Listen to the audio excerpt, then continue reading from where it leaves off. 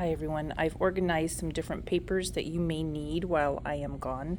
This is on my front table and Mr. Blanco will get them for you if you need them. This is the current project we're working on with the story house, and this is the worksheet, and you do your design on the back side. Why do stories matter? If you haven't done that, there's stories all around the classroom. Choose 3 to read and then write about it, and then the Where I Am From poem and I Am poem. If you're confused about these, ask one of your neighbors because they've probably already done it. Over here I have the chapter 3 worksheets. There's 3 pages. If you haven't done that, the textbooks are over there by the slab roller.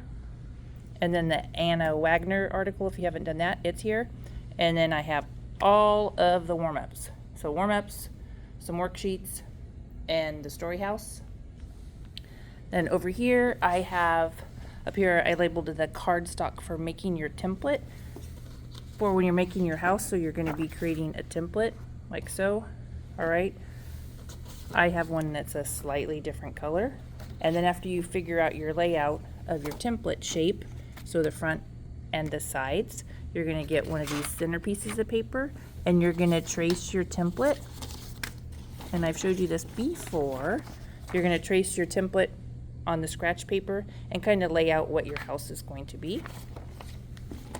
I have also left some wood rollers. A lot of these are my personal wood rollers. Please do not damage them or throw them away or ruin them in any sort of fashion, but these can make little designs and texture in your pieces. Please make sure you clean them and return them to this box.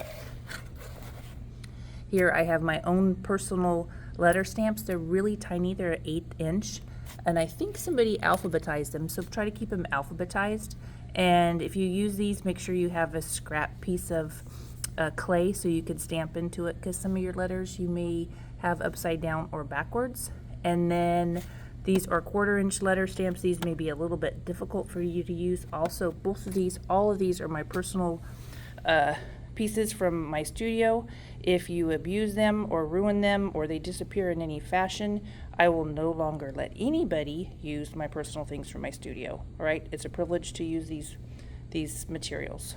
All right, and then I'm going to show you something in the back. All right, kids, if you need bags, these are the extra long bags. So they're all back up and you can see them. And then these are the regular size bags. So if I back up, they're in the clay room, the messy clay room, so you can see where they're at. All right. Each classroom has a clay master, and that person will be cutting the clay. And up front here, I have the clear glaze. And those of you that are planning on using it, or if you haven't used it, remember that you're going to shake it.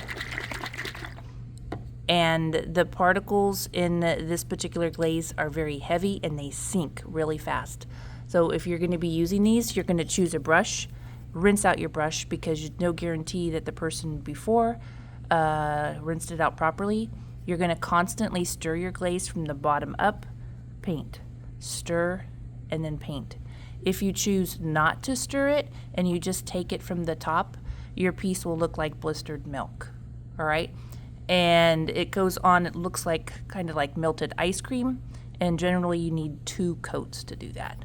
And those of you that are working on coils and they're already been bisque fired, there's a few down there with using the oxides or the mason stains. I'm not going to allow anybody to do those colors while I'm gone. I'm out of gloves. It's a safety feature, hazard.